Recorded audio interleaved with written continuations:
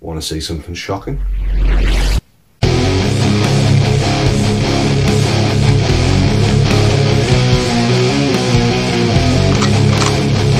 Hi, I'm Under Hi there, this is Under Construction, and today I'm going to show you how I make energy effects using one of these.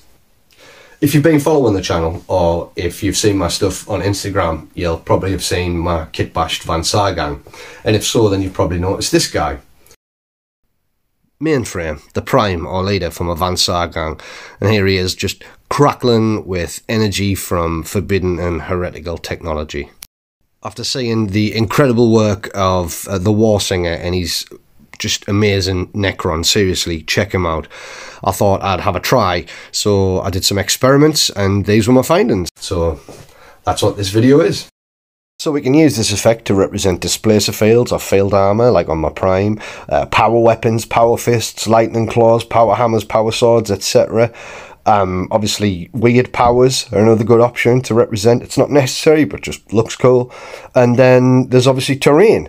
Now that could be a broken archaeotech device, a terrain feature, environmental hazard. The sky's the limit, really.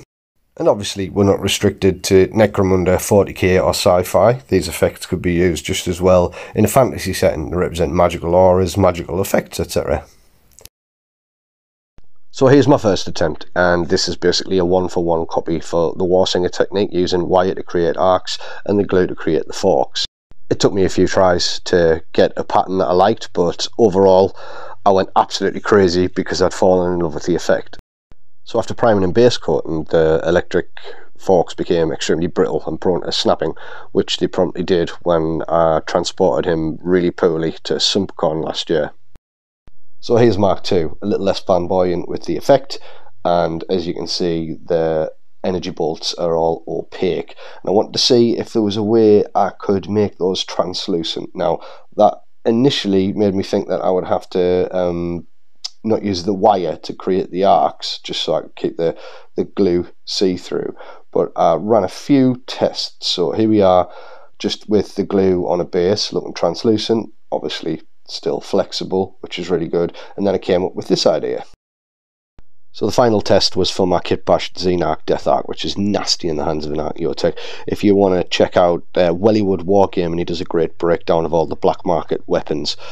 Definitely recommend that.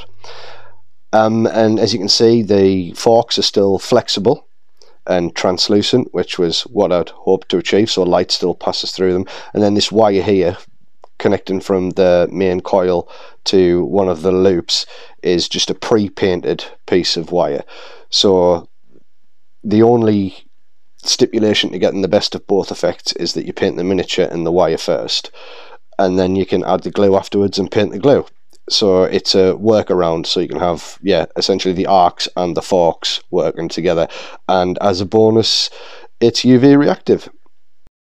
Okay, so you're going to need a cheap glue gun with translucent glue stick, shitty old plate, preferably one you've inherited from a grandparent, and then something you want to practice on. I'm using just a pre-painted base here, mainly to show you that glue doesn't damage the paint. It might take you a while to get used to the temperature that the glue needs to be most effective to use and to stick to the base. There's a sweet spot in between. A variable temperature glue gun would probably be easier, but mine cost £1, so I can't really expect much of it. Does mean that I'm turning it on and off constantly, which is a bit of a bitch to film with. So this initial one is just to show you that if you don't get it right, it doesn't stick properly. I'll pull it away, but you'll see that it doesn't ruin the paint. Ah, voila.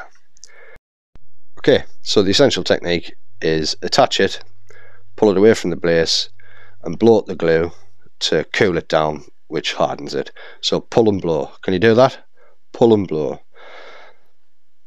Right, and then you can either use the end of the glue gun, which will be hot, to sever the glue, or it's easy enough just to cut with a pair of scissors, to be honest.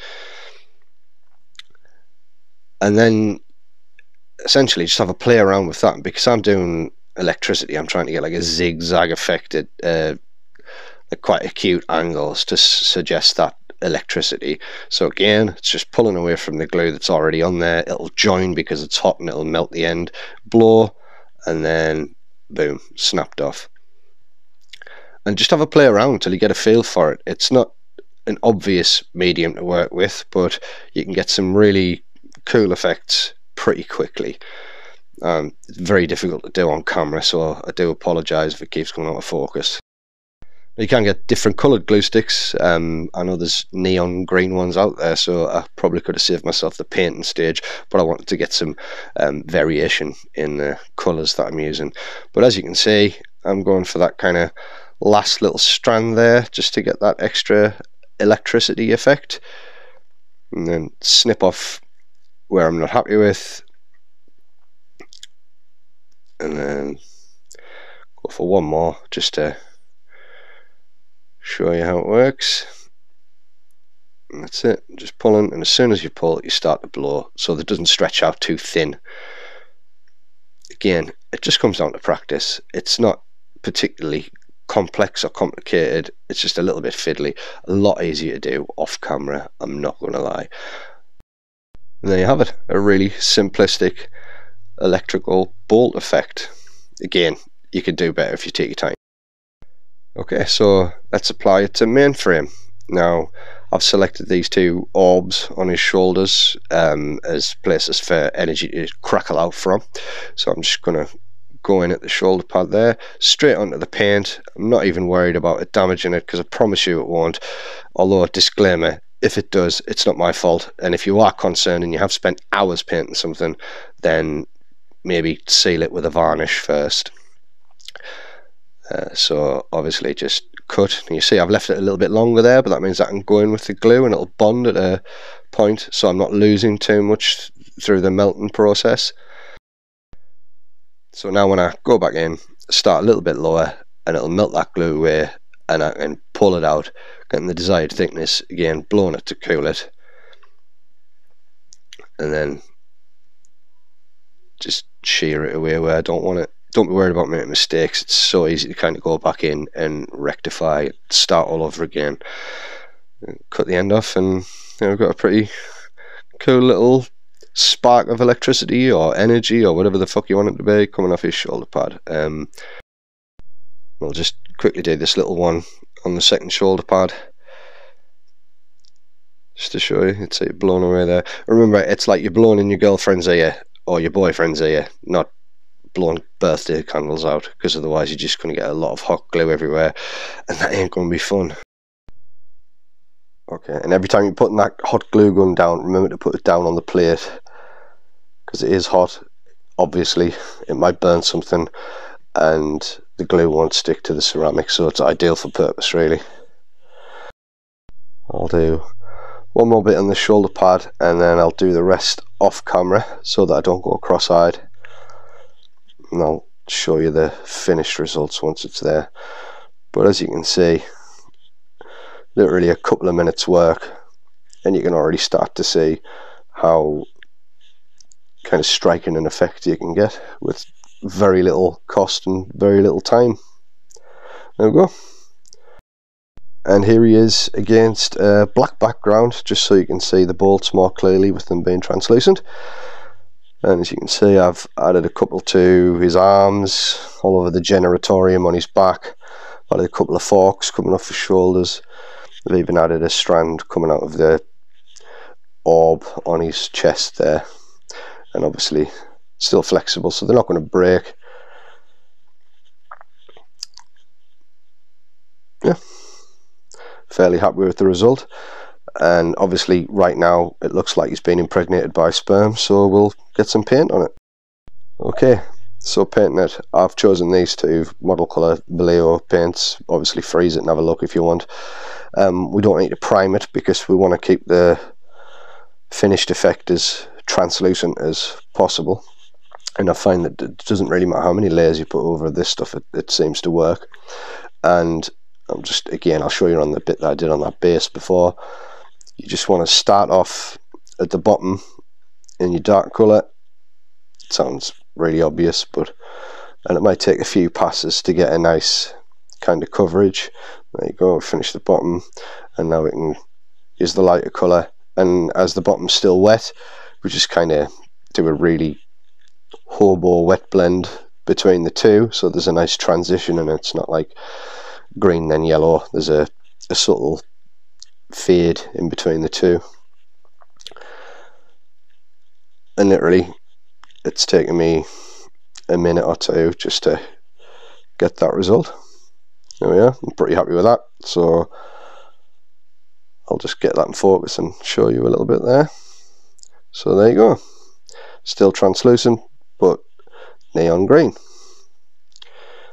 and that's the way I'll tackle the bolts on mainframe. And there it is, glowing in the dark, and that's the finished effect with the light passing through there. I'm going to pull these all off now, finish painting them, and do it all over again. The next model I'll be using it on is this guy. It's Dark Web, my Archaeotech with Spider Rig. The Spider Rig has the shock effect, so I think it'd be a nice way to represent that with sparks coming off the metal blades at the end there. So as soon as I finish getting him finished, he's going to get the same kind of treatment as well. Okay, I hope you found that useful or interesting. And if you did and you decide to try out some of these techniques on your own stuff, then please tag me on Instagram, because I'd really love to see the results. If you have any suggestions on different applications for this effect, then throw them in the comments below and I'll have a read and get back to you. I'm trying to be a bit more consistent with the videos that I put out, and I've got another hobby one that should be out very soon. And I'm also working on a series of videos where I'm going to document my hive build using these. Now, for veterans of the hobby, you'll recognise them as the bulkheads from the original Necromunda release, which was like 95 or something, so it's a long time ago. So I've got about 180 of those and a stack of plastic card or styrene that I'm going to be using to recreate buildings and walkways, etc. So it'd be really good if you could follow along. Now, there was something else. What was it? Oh yeah, ash wastes. The biggest thing to happen to Necromunda since the 2017 re-release. Not my words, the words of Andy Hoare, the guy who's in charge of Necromunda now. Now, obviously that gives us free license to create outdoor terrain and cool vehicles, and that's probably one of the first things I'm going to tackle. I've got a load of old Orc vehicles, Def copters, Orc bikes and an Orc truck that I want to get cutting up and rearranging in new and interesting ways. Anyway, thanks so much for all the likes and subscribes and all the comments. I really appreciate it. And if you do feel so inclined, you could just hit that button for me now.